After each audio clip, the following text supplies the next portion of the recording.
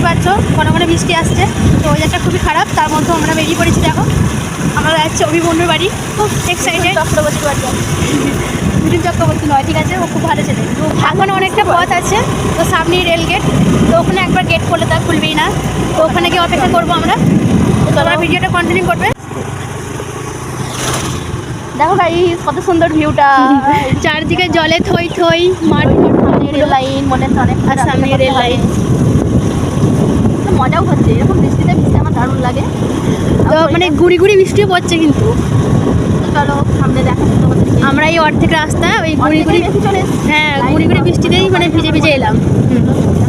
তো গেট টপকালেই তো একটুখানি গেলি বোনের বাড়ি।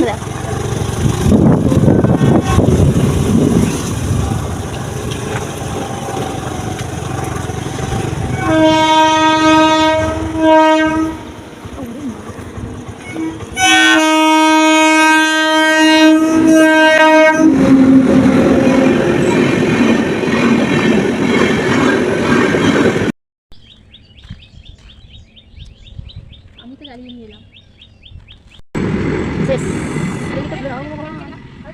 দেখো গাইস, এদিকে আমরা একজন আর ওদিকে একজন শুধু আছে, তাও আমাদেরকে খুলতে দিচ্ছে না রেল গেটটা।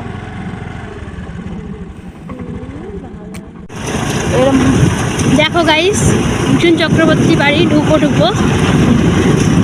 এবার হাঁটছি, এখানটা খুব কাদা আছে। তো সামনে আমাদের মিঠুনদার বাড়ি। তো তোমরা মিঠুনদাকে দেখার জন্য রেডি থাকো।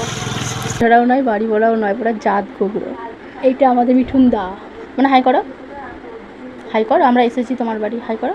আসলে মিঠুনদা হচ্ছে তার ফ্যানদের দেখলে একটু লজ্জা পাই, দেখেছো?